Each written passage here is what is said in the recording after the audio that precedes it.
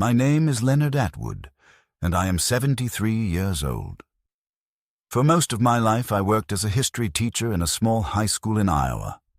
A quiet man in a quiet profession, someone who believed that patience and reason were stronger than force. After retiring a decade ago, I thought my life would settle into a gentle rhythm of evenings with my wife Margaret, mornings on the porch with newspapers, and occasional visits from our son Daniel and his family. But Margaret died 7 years ago, and with her passing, the balance of my world tipped irreversibly. The house that once echoed with her voice became unbearably silent, each room filled not with comfort but with the absence of her. I still keep her favorite teacup on the kitchen shelf, though I never use it, and the cardigan she used to wear on chilly evenings hangs untouched in the hallway closet. People say time softens grief. Yet in truth, it only rearranges it, pushing it deeper inside where it becomes heavier, less visible, but no less suffocating. Since then, my days have followed a monotonous cycle. I wake early, long before the sun fully rises, not out of necessity, but because sleep has become shallow and nervous. I make coffee, though it never tastes as rich as when Margaret brewed it. And I sit at the table with the local paper spread before me, pretending to read, but really staring through the words. Sometimes I try to solve the crossword puzzles, a habit we once shared, but I usually give up halfway, uninterested. The neighbors see me as a polite old man who keeps his yard trimmed and his car clean, someone unremarkable and easy to forget. I cannot say they are wrong. I'm unremarkable even to my own family. My son Daniel rarely calls unless he needs something practical, a loan to cover an unexpected expense, help with a car repair, or babysitting when his children were younger. He lives only 30 minutes away, but the distance between us feels immeasurable. When we meet, his tone is always hurried, his eyes already on the clock, as if my presence is a nuisance that interrupts the real life waiting elsewhere. There was a time when Daniel and I were close, when he was a boy who climbed into my lap to hear stories about the Civil War, fascinated by the battles and the great figures of history. I taught him to ride a bicycle, to bait a hook, to look people in the eye when shaking hands. Yet somehow, over the years, respect turned into irritation and affection turned into detachment. I never understood exactly when the fracture widened. Perhaps it was after Margaret died, when I leaned too heavily on him for companionship, or perhaps it was when he married Julia, a woman with polished manners and a sharp tongue who has never made an effort to hide her disdain for me. To her, I am merely the stubborn old man attached to her husband, a man too frugal, too cautious, too slow for their ambitious lifestyle. She speaks to me as if I were a child, correcting my choices at restaurants, reminding me not to forget my cane, telling Daniel in front of me, "Your father doesn't understand how things work these days." Each time she does it, I swallow my pride and remain silent, convincing myself that silence keeps peace. But silence has a cost, and over the years it has hollowed me out. After retirement, I thought family gatherings would become the anchor of my weeks. Instead, holidays became obligations. Thanksgiving invitations were always last minute, my seat at the table positioned at the far end. My words politely ignored. At Christmas, I would receive generic gifts. Slippers, a sweater in the wrong size, chosen with the absent-mindedness of people ticking boxes on a list. Once I overheard Julia saying to Daniel that buying for me was pointless, since he doesn't use anything new anyway. It was true in a way. I do hold on to old possessions, but not because of stubbornness. Each object carries a memory. The chair where Margaret once knitted, the cracked record player we danced to in our youth. To others they are clutter, but to me they are proof that life once had warmth. I spend much of my time reading. My shelves are lined with history books, biographies, and worn novels I've read 3 times already. I mark passages with pencil, not for anyone else to see, but to remind myself that I am still capable of noticing beauty and meaning. Sometimes, on good days, I walk to the library and sit in the reading room simply to feel surrounded by other human beings, though I rarely speak. There is an ache in being invisible, in realizing that one's presence or absence makes no difference to the rhythm of others' lives. The ache grows sharper whenever I think of my grandchildren. When they were little, I dreamed of being the grandfather who took them fishing or told them stories by the fireplace. But Daniel and Julia preferred to send them to camps, tutors, and friends' houses. I see them now only through photographs on social media, images of birthdays and vacations where I am absent, unmentioned, unneeded. They are almost adults now, strangers to me though they carry my blood. I live modestly on my pension and savings. Years of careful planning mean I'm not in need. Yet Daniel often treats me as if my money were already his, as if I am merely the steward holding it until he collects it. He drops hints about nursing homes, about downsizing, about how difficult it is for older people to manage their affairs. Once, he even suggested that I give him power of attorney, just in case something happens. I laughed it off, but the suggestion unsettled me. It made me wonder whether he sees me as a father at all, or merely as a future inheritance. I have always tried to be generous, paying for his college when scholarships fell short, helping with his first down payment, covering medical bills when his children were born.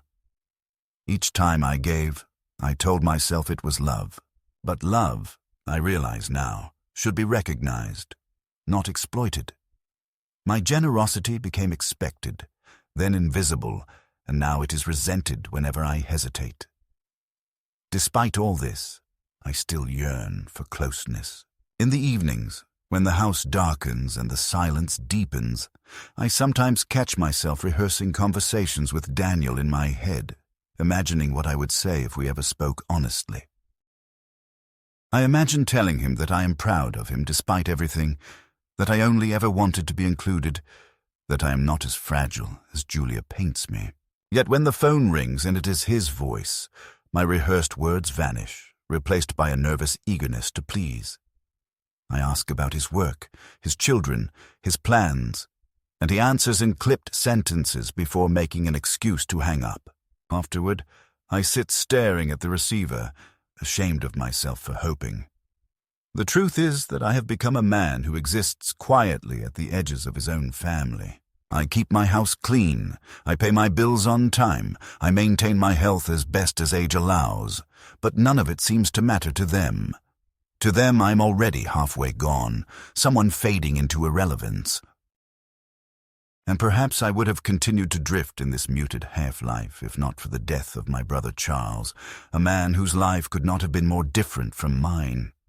He was bold, successful, wealthy, admired. Where I was patient and cautious, he was daring and ambitious. We were never close, but we respected one another. When he passed unexpectedly last winter, the news struck me harder than I anticipated, not because we shared daily contact, but because his death reminded me of my own shrinking time. Charles left behind a substantial estate, businesses and properties, far beyond anything I could imagine owning. When the family was notified that the will would be read at the end of the month, Daniel called me with an unusual urgency in his voice. It was not grief I heard from him, but calculation. That call marked the beginning of what would become the most painful and strangely liberating chapter of my life.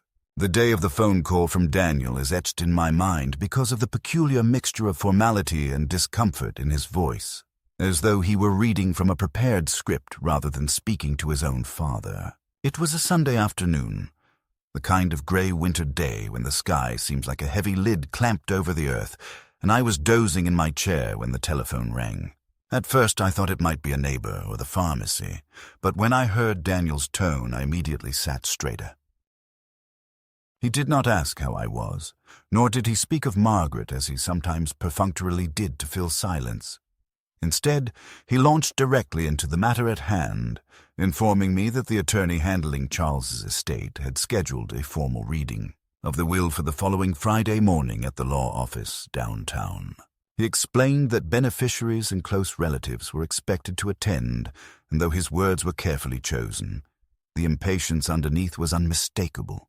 He told me that he and Julia would drive me there, that it would look better if the family arrived together, and then, after a pause, came the part that has haunted me since. "Dad, please, when we're in that room, just don't say anything. Let me handle it. It's better that way." There was a silence between us after that sentence, the kind of silence where unspoken truths press against the edges of the core. I wanted to ask him why my presence needed to be mute, why he feared my voice in front of strangers, but the words caught in my throat. Instead, I murmured something non-committal, a vague assurance that I understood, though I did not. He quickly thanked me, in the curt way one thanks a clerk at a store, and hung up, leaving me staring at the receiver with a slow-building flush of shame and anger. For hours afterward I sat in that chair, rehearsing the conversation I should have had, telling him that I was not senile, that my mind was clear, that I had every right to speak at my own brother's will reading. But when I imagined saying those things, I also imagined the look Daniel would give me, that mixture of irritation and embarrassment, as if I were exposing a weakness in front of others. That look had silenced me many times before. In the days leading up to the reading, I found myself pulled back into memories of Charles. Though our lives had diverged, I respected him. He was decisive, sharp, and sometimes ruthless in business, but beneath that steel was a loyalty to family that was not always visible yet unmistakable when it mattered. He had helped me quietly after Margaret's death, sending me checks I never cashed, inviting me to his house, though I rarely went. He once told me, with that half-smile of his, that I had something he lacked, the patience to endure life's long stretches of disappointment. I never knew if it was meant as a compliment or a pitying remark, but I held on to it. And now he was gone, leaving behind not only wealth, but also the weight of expectation and suspicion that always follows money. I knew Daniel's mind well enough to understand that he was already calculating what portion might come to him, how it might ease his mortgage or fund his children's education. I also knew, though he had not said it aloud, that he saw me as an obstacle rather than a rightful participant. The morning of the reading, Julia insisted on picking me up early, and from the moment I entered their car, I could sense the tension. She was dressed immaculately, her hair arranged in that severe style that seemed to frame her disapproval, and she greeted me with a polite but cold smile that did not reach her eyes. Daniel avoided small talk, focusing on the road, his hands gripping the steering wheel tighter than usual. I tried to lighten the mood by recalling a memory of Charles, a humorous one from our childhood involving a fishing trip gone wrong, but Julia quickly redirected the conversation to logistics, reminding Daniel where to park and what documents to bring. It was as if they were preparing for a business negotiation rather than a family gathering to honor a man's final words. The law office was an imposing building of dark stone, with polished floors and hushed corridors that seemed designed to amplify discomfort. We were led into a conference room where several other relatives were already seated. Charles's second wife, a woman much younger than he had been, 2 of his adult children from earlier marriages, and a handful of cousins. At the head of the table sat Mr. Whitcomb, the attorney, a tall man with silver hair and an expression of solemn efficiency. He greeted us each in turn, his voice steady and impersonal, and then invited us to sit. I took a chair midway down the table, but Julia gently steered me to the end, whispering that it would be less confusing. I obeyed without protest, though the sting of her words burned. As the proceedings began, Mr. Whitcomb opened a thick folder and began reading the provisions of the will. His tone was measured, almost monotonous, as he listed properties, accounts, and specific bequests. Each time a name was mentioned, eyes flickered, breaths caught, and emotions tightened. But overall the atmosphere remained controlled. When Daniel's name appeared, Julia squeezed his hand under the table, and I could see the satisfaction in her posture. They were to inherit a sizable portion of investments, a gesture that Charles had likely intended as practical support. But then, unexpectedly, my name emerged from the monotone recitation, and the attorney announced that Charles had left me not only a financial sum but also a personal item. His old grandfather clock, a heavy, ornate piece that had stood in his study for decades. The room shifted subtly at that moment, as if people had forgotten I existed in this context and were startled to be reminded. I felt my throat tighten, a mixture of gratitude and disbelief, but before I could even absorb the meaning, I noticed Daniel's reaction. He leaned back in his chair with a barely suppressed sigh, his eyes flicking to Julia in a silent exchange of annoyance. She responded with the faintest roll of her eyes, and I could almost hear the words she did not say. Pointless. Wasteful. He won't even know what to do with it. Their private disdain, conducted in gestures they assumed I would not notice, pierced me more deeply than any open insult. I realized then that Daniel had not warned me to stay silent out of nervousness or respect for the process, but out of fear. Fear that I might remind everyone present that I was still a man, still a participant, still someone who could speak truths, inconvenient for him. The attorney continued, but I barely heard. My thoughts swirled, caught between memory and humiliation. I remembered teaching Daniel to respect others, drilling into him the importance of fairness and honesty, and now here he was, dismissing me as if I were senile, as if my inheritance were an error to be corrected rather than a deliberate choice of my brother. My pulse quickened, and I felt a trembling in my hands, not from age, but from anger I had suppressed for years. And yet I remained silent, my lips pressed together, because the habit of silence had become second nature.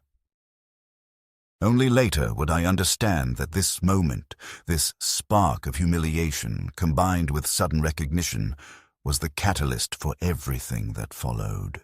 It was the moment when my son's attempt to erase my voice lit the fire that would eventually force me to speak. When the attorney's voice finally quieted, and the air in the conference room settled into that uneasy stillness which follows the reading of a will, I expected at least a respectful pause, some space for reflection on Charles's generosity, or, perhaps, a few words of remembrance. Instead, murmurs erupted immediately, low voices overlapping, the shuffle of papers, the scratch of pens as some relatives calculated silently what their inheritance meant. Daniel leaned forward, whispering to Julia with a sharpness he did not bother to conceal, and though their words were low, I knew by the rhythm and tone that they were speaking about me. His hand moved in a dismissive gesture toward the papers listing my name, as though the entire matter of my inheritance were a clerical error, an unfortunate footnote to be ignored. Julia nodded with tight lips, her expression betraying the irritation she rarely bothered to mask. I sat very still, feeling the weight of that clock mentioned in the will, a piece of Charles's life entrusted to me, and wondered if anyone else at the table could see how deliberately I was being pushed to the margins, even in this moment meant to honor family. Mr. Whitcomb invited anyone with questions to speak, his professional voice calm but his eyes scanning the room with caution, no doubt anticipating disputes, for money always stirs grievances. One of Charles's adult sons raised a polite inquiry about a property division. Another cousin asked about a trust, and each was addressed in turn. All the while I remained silent, remembering Daniel's warning not to speak. Yet every time another relative looked in my direction, as if expecting me to add something, Daniel's posture grew tenser, his shoulders stiffening, his jaw tightening, until I realized that his greatest fear in that room was not losing money, but losing control over the narrative. I was supposed to be invisible, a harmless old man at the end of the table, nodding politely and then signing whatever paper was handed to me. The notion that I might raise my voice, assert my presence, contradicted the entire structure he and Julia had built around me for years. After the formal session ended, small groups formed in the hallway outside the conference room. People exchanged perfunctory condolences, though the talk was already turning to logistics and practicalities. Daniel guided me by the elbow as if I were infirm, steering me away from the others and lowering his voice. "Dad," he said, with that tight smile he uses when speaking through clenched teeth. "Thank you for not making things complicated in there. It went smoother this way. You understand, don't you? Everyone was under enough stress without confusion." I looked at him, studying the lines of his face, the small flecks of gray in his hair that reminded me of how much time had passed, and I felt the rising pressure of words I longed to speak. But then Julia stepped in with her usual efficiency, slipping herself between us, adding in a tone polished to sound kind but honed with condescension, "We'll help you handle the paperwork for your share, Leonard. It can be overwhelming, and you shouldn't worry about these things at your age. Just sign where Daniel tells you, and we'll take care of the rest." She placed a hand lightly on my arm as if reassuring, but the pressure of her fingers was more like a restraint. I nodded without answering, because what could I say that would not ignite a scene in that public hallway? On the drive home, the silence between us grew thick, broken only by the car's hum and Julia's occasional remark about schedules and obligations. Daniel finally cleared his throat and said, almost casually, "The money Charles left you, it's generous, but honestly, Dad, it's better if you let me manage it. Investments can be complicated, and you don't really have use for large sums anymore. We can put it toward the kids' education, secure their future, and you'll have peace of mind knowing it's helping them."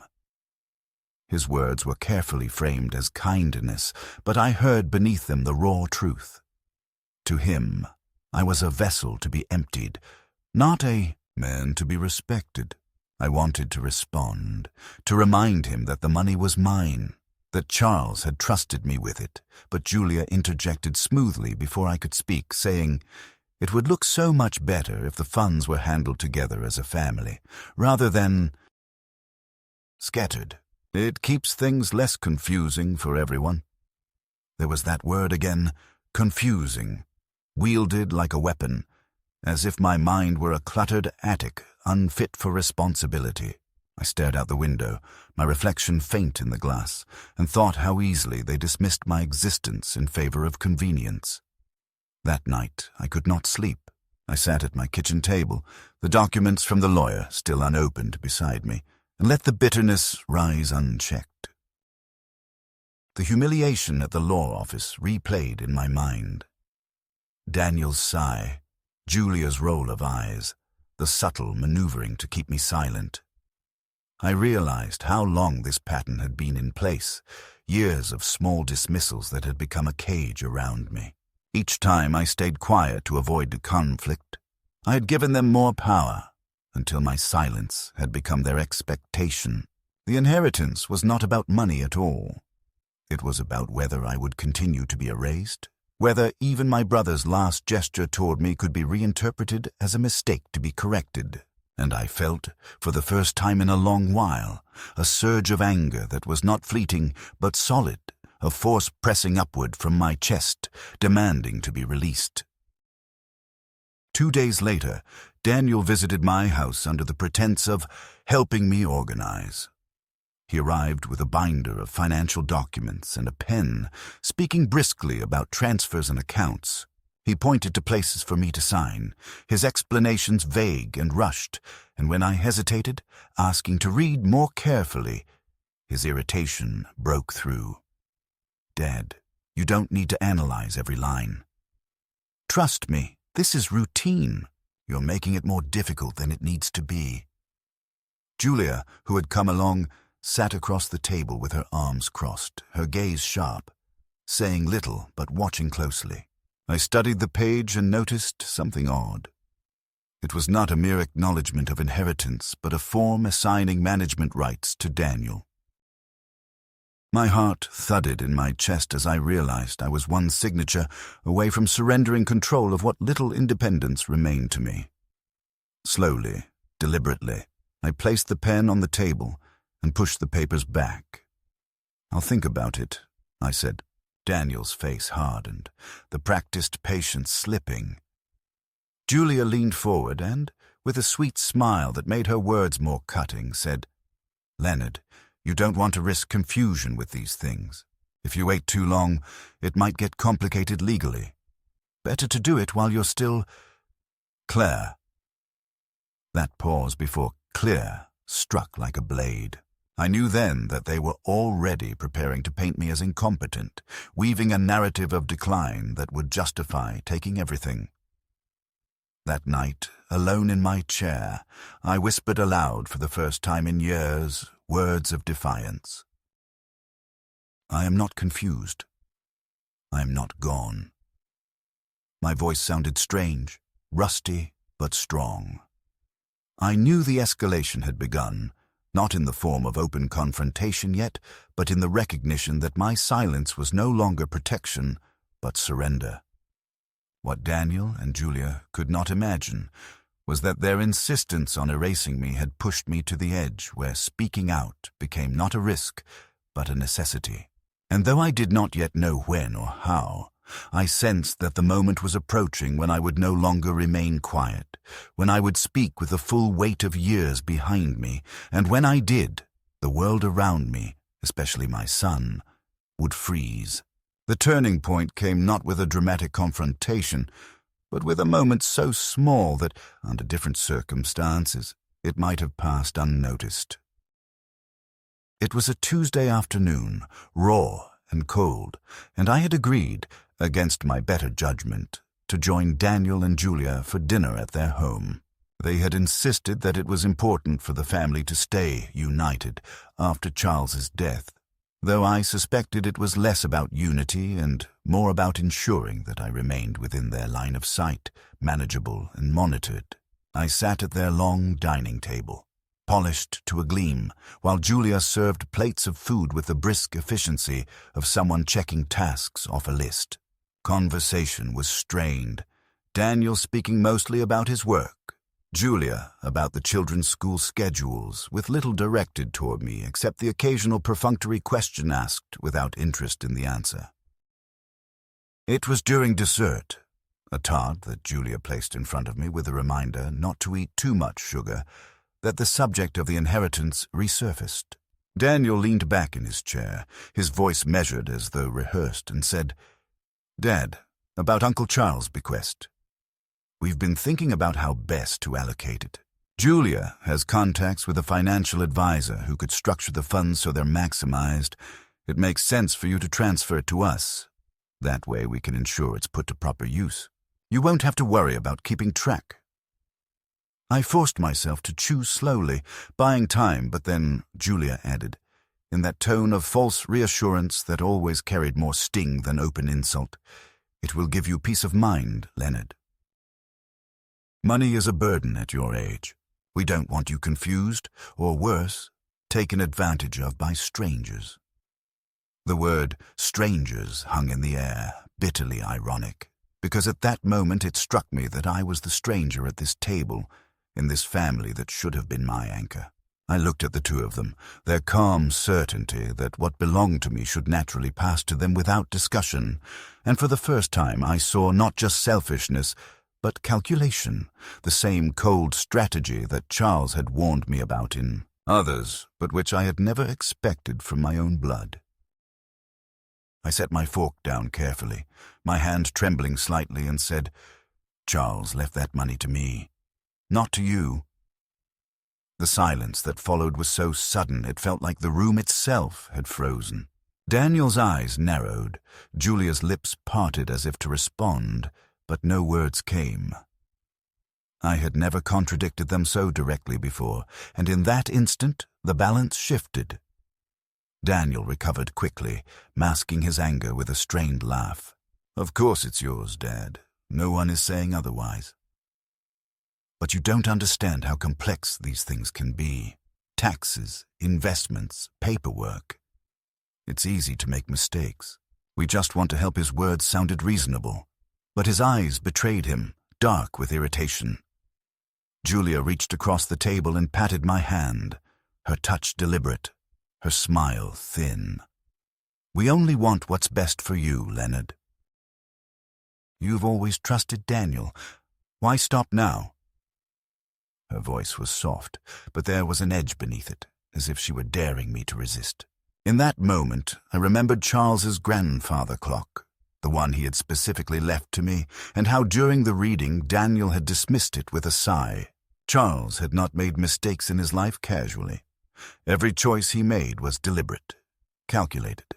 He had chosen me for that clock and for that portion of money because he had known something that Daniel refused to see, that I was not as feeble or confused as they claimed, that my presence still mattered.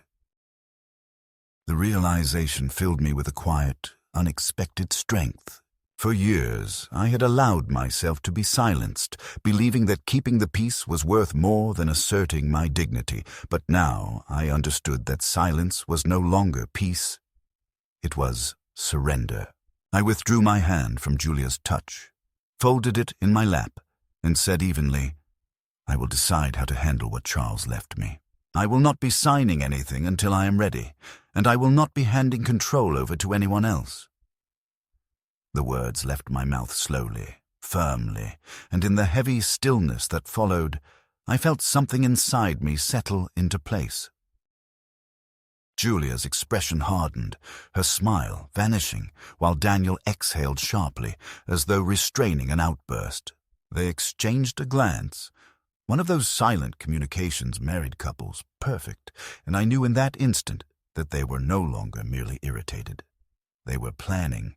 Later that night, back in the solitude of my home, I sat listening to the ticking of the kitchen clock and realized the stakes had changed. By speaking even that small refusal, I had broken the pattern, and they would not forgive it. I sensed they would redouble their efforts to control me, perhaps even try to prove me incapable, but I also knew that I had crossed a threshold. There would be no going back to silence, no return to invisibility. For the first time in years, I felt not diminished by age, but sharpened by it, as though the long accumulation of disappointments had crystallized into a kind of resolve. I understood then that the battle was no longer about money, but about whether I still had the right to stand as a man in my own life. And though fear whispered at the edges of my mind, a stronger voice rose above it, telling me that when the moment came to speak again, I would not remain silent. The days following that dinner unfolded with a strange heaviness, as though the very air in my house carried the residue of what had been spoken. I replayed the moment again and again, my refusal to hand over control, the flicker of alarm in Julia's eyes, the tightness in Daniel's jaw, and though a part of me felt quietly triumphant, another part was restless, uneasy, sensing that a line had been crossed and that my son and his wife would not simply let the matter rest. For years they had relied on my compliance, on my willingness to fade into the background, and my sudden assertion, small as it might have seemed, was enough to disrupt the pattern upon which their sense of authority had been built. I spent hours pacing through my rooms, touching familiar objects, looking at Margaret's framed photograph on the mantel, and whispering to her as if she could hear me. I told her I had finally spoken, that I had finally drawn a boundary, but I also admitted that I was afraid, not of losing money, but of losing what little respect still clung to the edges of my relationship with Daniel. It did not take long for their response to manifest. The following week, Daniel arrived unannounced, his knock sharp against the door, his voice raised as he called my name before I even had time to rise from my chair. When I opened the door, he stepped inside without waiting, carrying a folder of documents and speaking with the brusque authority of a man who had already decided what would happen. Julia trailed behind him, her eyes scanning my living room with that habitual disapproval, as though every object were evidence of my incompetence. Daniel spread the papers across my table and began to explain, in the slow, deliberate tone one might use with a child, that these were the necessary forms to streamline the estate and avoid unnecessary confusion. He said the words smoothly, as though rehearsed, but there was a strain beneath his voice, a suppressed anger that trembled at the edges. I tried to interrupt, to ask questions, but he talked over me, pointing with his pen, circling sections of the text, repeating the phrase, "Trust me," as if it were a spell meant to dissolve my resistance. When at last I managed to speak, telling him I would not sign without reading carefully and consulting my own adviser, his face flushed with irritation. He leaned back, his jaw clenched, and for a long moment he stared at me with an expression I had never seen before, an expression not of disappointment or frustration, but of something colder, something like contempt. Julia broke the silence by sighing heavily and saying, "Leonard, this is exactly what we were worried about. You're getting overwhelmed. It's not your fault. It happens at your age. But if you keep refusing to accept help, you're going to create a mess for everyone." She spoke softly, almost sweetly, yet every word was barbed, and the implication was clear. They had already begun crafting the story of my incapacity. I stood slowly, my hands trembling, though not from weakness, but from the surge of emotion that threatened to spill out. "I'm not overwhelmed," I said quietly. "I'm not incapable. I understand perfectly well what you are trying to do." My voice was calm, but the steel beneath it startled even me. Daniel's eyes narrowed further, and he muttered something under his breath before gathering the papers roughly and shoving them back into his folder. He left without another word, Julia offering me a parting glance that was equal parts pity and disdain. When the door closed behind them, I collapsed into my chair, my chest heaving, my body taut with the realization that the battle was now fully in motion. Over the next days, subtle signs of their campaign appeared. A neighbor mentioned that Julia had asked whether she had noticed me wandering the street late at night, which, of course, had never happened. At the pharmacy, the clerk asked if I needed assistance remembering my prescriptions, explaining that Daniel had called with concerns about me forgetting doses. Even the bank manager, a woman who had known me for years, hesitated when I came to deposit a check, politely asking if I had someone who helped me manage accounts. Each incident was small, deniable, but together they formed a pattern, and I understood that Daniel and Julia were laying the groundwork to paint me as confused, unreliable, perhaps even unfit to manage my own affairs. The final confirmation came one evening when the phone rang and I recognized Mr. Whitcomb's voice on the other end. He explained, delicately but firmly, that he had received inquiries about the possibility of appointing a conservator for me, inquiries which he could not ignore but which he thought I should know about. My throat tightened as he spoke, my heart pounding with the recognition of how far they were willing to go. When I asked who had made such inquiries, he paused, then admitted that Daniel and Julia had expressed concerns about my clarity. I thanked him for telling me and hung up, sitting in the dim light of my kitchen, feeling as though the walls themselves had shifted inward. They were not merely trying to persuade me anymore. They were preparing to take from me the very right to make choices. It was in that moment that the second escalation truly crystallized. I realized with a clarity that burned that my own son was willing to sacrifice my dignity, my independence, and even my sanity in the eyes of others in order to secure money and control. I remembered every dismissal, every condescending remark, every time he had shushed me or redirected me as though my thoughts were embarrassing, and I understood that this was not a sudden betrayal, but the culmination of years of erosion. I thought of Margaret, how she had always urged me to speak more firmly with him, how she had said, "Leonard, if you let him treat you like a child, he always will." I'd believed kindness and patience would eventually be recognized for what they were. I had been wrong. I began keeping notes, recording dates and words, writing down every interaction in a notebook I kept hidden in my desk drawer. I collected receipts, organized bank statements, and even visited a doctor on my own to request a cognitive evaluation, which I passed without difficulty. I told no one of these preparations, not even my few friends, because I knew that Daniel would not hesitate to twist any shared word into a weapon. My days became a careful balance of outward compliance and inward resistance, nodding politely when Julia called to check in, while quietly documenting her veiled remarks about my supposed forgetfulness. Each note I wrote, each page I filled, felt like a small reclamation of power, evidence against the narrative they were weaving. The true breaking point, however, arrived during a family gathering, arranged under the pretense of honoring Charles, but in truth orchestrated by Daniel and Julia to consolidate their position. They invited cousins, neighbors, even Charles' widow, and as we sat in the living room, Julia steered the conversation skillfully toward the topic of the challenges of caring for aging parents.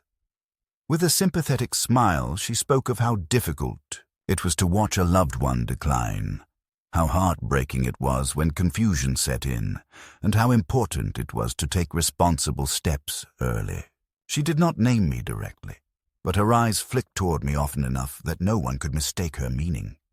Laughter that was not laughter, pity disguised as sympathy, rippled around the room. I sat frozen, my teacup trembling in my hand, listening as my own son nodded gravely and spoke of how he was trying to do the right thing. That night, after the guests had gone, I confronted Daniel in his kitchen, my voice shaking, not with fear, but with fury. "You humiliated me," I said. "You spoke of me as though I were not in the room, as though I were already gone. You think because I am old that I am weak? But I remember everything, Daniel. I remember what you've done, and I will not let you take what your uncle entrusted to me." He stared at me in silence for a long moment, then laughed coldly. "Dad, you don't understand. This isn't about you. It's about protecting the family. You should be grateful we're willing to take on the burden." He turned away before I could answer, leaving me standing alone in the kitchen, my body trembling but my resolve hardening like iron. When I returned home that night, I sat in the silence of my living room, the shadows long against the walls, and realized that the time for patience had ended. The escalation was no longer quiet maneuvers, but open warfare, and if I continued to remain reactive, I would lose everything. For the first time in years, I allowed myself to feel the full breadth of anger, not the fleeting irritations I'd swallowed, but the deep, righteous fury of a man who had been dismissed, used, and betrayed by his own child. It was then that I understood the truth. If I wanted to keep my dignity, if I wanted even a shred of justice, I would have to prepare not just to resist, but to fight. The decisive moment arrived not in the quiet of my home or in the strained conversations with Daniel and Julia, but back in that same law office where everything had begun. The polished floors gleaming beneath the fluorescent lights, the long table stretched like a battlefield awaiting combatants. Mr. Whitcomb had scheduled a follow-up session to finalize allocations and signatures, and though the gathering was smaller this time, consisting only of the principal heirs and their spouses, the tension in the room was palpable. I'd prepared myself for this day with a determination I had not felt in years, bringing with me not only the documents I had meticulously organized, but also the inner conviction that silence was no longer an option. I knew Daniel would attempt to dominate the proceedings, to reduce me again to a passive figure in the corner, and I resolved that this time I would not allow it. The meeting began with the usual formalities, Mr. Whitcomb reviewing provisions, explaining next steps, shuffling papers with that precise professionalism that seemed designed to keep emotions at bay. But beneath his measured voice, the undercurrent of hostility was unmistakable. Daniel sat upright beside Julia, his hands folded tightly, his gaze darting toward me with barely concealed impatience, while Julia herself radiated calm superiority, as though the outcome were already assured, and she was simply enduring the process until the inevitable transfer of control was complete. When Mr. Whitcomb finished his overview and asked if anyone had questions or statements before signatures were made, Daniel opened his mouth almost immediately, clearly intending to seize the floor before anyone else could speak. And it was in that precise instant that I felt the weight of years pressing behind me, the voice of Margaret whispering that it was time, the echo of Charles's trust reminding me of my worth, and before Daniel could utter a single word, I leaned forward and said clearly, "I would like to speak first." The effect was immediate and electric. The room stilled, Daniel's jaw snapping shut, Julia's eyebrows lifting in sharp surprise, and even Mr. Whitcomb paused mid-gesture, his pen hovering above the page. It was as though no one had expected me to claim a voice at all, let alone with such calm authority. My heart pounded, but my voice held steady as I began, speaking not with anger, but with the quiet gravity of truth. I said that for too long I had allowed myself to be silent, that I had mistaken compliance for peace, and that my brother's final gesture to me was not a mistake, but a deliberate acknowledgement that my life, my judgment, and my dignity still mattered. I spoke of the attempts that had been made in the weeks since his death to undermine me, the whispered doubts about my clarity, the suggestions that I was confused, the efforts to strip me of decision-making under the guise of protection. I did not shout. I did not accuse with wildness. Instead, I laid out facts, each one heavy and undeniable. And as I did, I saw Julia shift uneasily in her chair, while Daniel's face grew redder, his composure cracking at the edges. Then I revealed the preparations I had quietly made. I placed on the table copies of the medical evaluations I had requested, signed and stamped by 3 different specialists, each affirming my soundness of mind and body. I laid out my carefully kept notes of interactions, dates and quotations recorded in neat handwriting, evidence of the pattern of condescension and manipulation. And finally, I reminded everyone present that Charles had not chosen his heirs lightly. He had trusted Daniel with certain investments, yes, but he had also chosen me, his brother, for a reason that transcended money, because he knew that despite my quiet nature, I was capable of seeing truth and carrying memory when others were blinded by greed. The silence after I finished was unlike any silence I had experienced before. It was not the silence of dismissal, the silence of being ignored, but the silence of a room forced to confront something undeniable. Mr. Whitcomb cleared his throat softly and, with deliberate care, said, "Mr. Atwood is entirely correct. His capacity has never been in question from our standpoint, and the documentation he has provided only confirms it further. His rights in this matter are fully his own, and any suggestion otherwise has no legal standing." His words, calm and official, landed like a gavel. Daniel made a sound halfway between a scoff and a protest, beginning to speak, but Julia touched his arm sharply, her eyes warning him that resistance would only deepen their humiliation. For the first time in years, I looked directly at my son without lowering my gaze. "Daniel," I said, my voice softer now, but no less firm, "I am your father. I raised you, I taught you, I stood by you. All I ever wanted was respect, not deference, not money, not control, just respect. And when you asked me to remain silent, when you tried to erase me, you forgot that respect cannot survive in silence. I will not be erased, not here, not anywhere." His lips tightened, his eyes blazing with fury, but he had no words, because the authority he had long wielded over me had evaporated in an instant. The room remained frozen in that charged stillness for what felt like minutes, though it was likely only seconds, until at last Mr. Whitcomb resumed his work, guiding us through the signatures with quiet efficiency. Yet everything had changed. No one looked at me with pity now. No one dismissed me as frail or confused. I had spoken first, and in doing so, I had shattered the image Daniel and Julia had worked so carefully to construct. They sat stiff and silent for the remainder of the meeting, their anger palpable but contained, while I felt a profound calm settle over me. A calm not of surrender but of reclamation.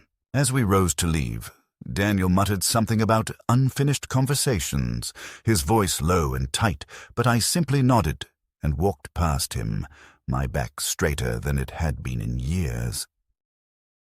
Outside, the air was sharp and cold, the city street alive with noise and motion, yet around me there was a stillness, the stillness of a man who had finally claimed his voice.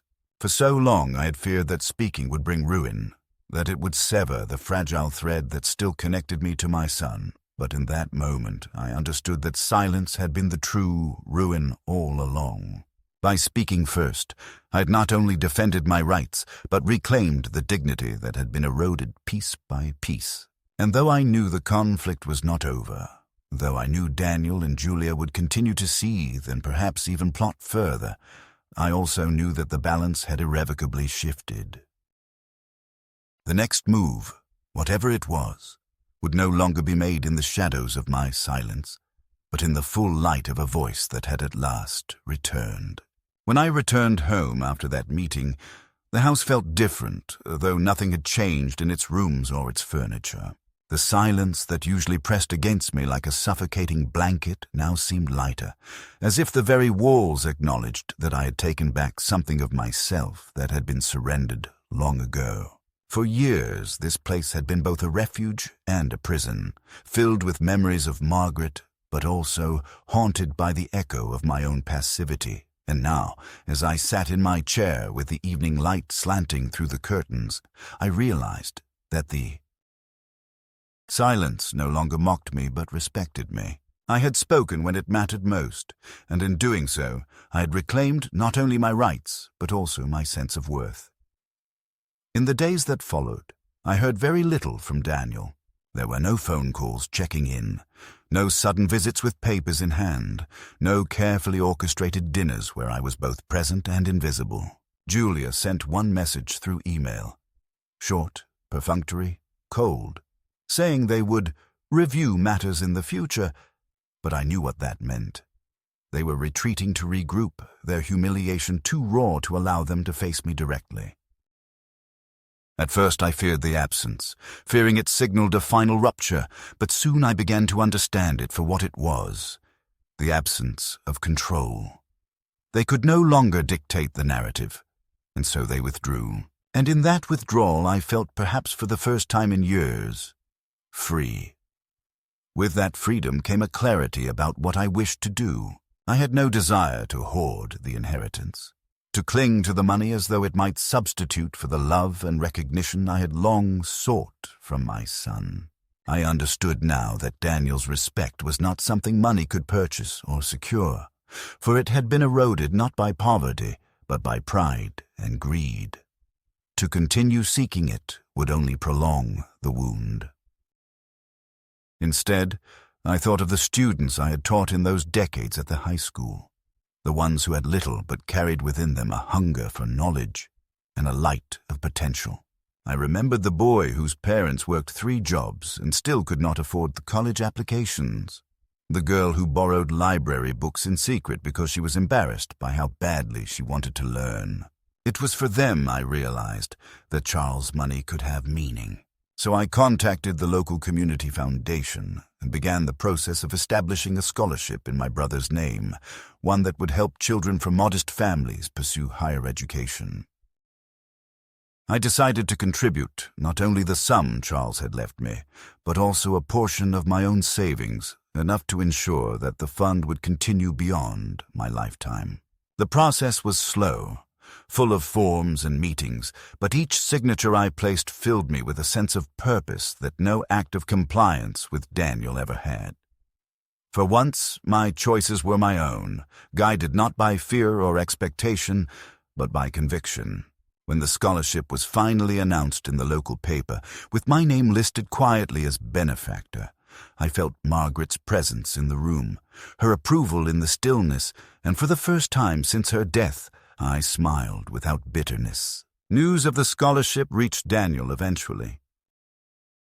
He called me after weeks of silence, his voice tight with disbelief, asking why I'd given the money away when it could have stayed in the family. I listened quietly as he spoke, his anger thinly veiled as concern, and when he finished, I answered, simply, "Respect was all I ever wanted from you, Daniel, not gratitude, not money. And when I saw I would not have it, I chose to give where it might grow into something good." There was a long pause on the line, then a muttered reply I could not catch before he hung up. I have not heard from him since, though I suspect he will call again when necessity forces him to, and if he does, I will answer, not with bitterness, but with the calm certainty of someone who no longer waits for recognition. Now my days are still quiet. The house still holds its shadows, but the silence is no longer heavy with shame. I read in the mornings, I walk in the afternoons, I write letters to the foundation offering encouragement for the young recipients whose names I do not yet know. Each tick of the kitchen clock reminds me of Charles's final gift, not just the money or the ornate clock in his study that now rests in mine, but the gift of awakening me to the truth that it is never too late to speak, never too late to refuse. Erasure.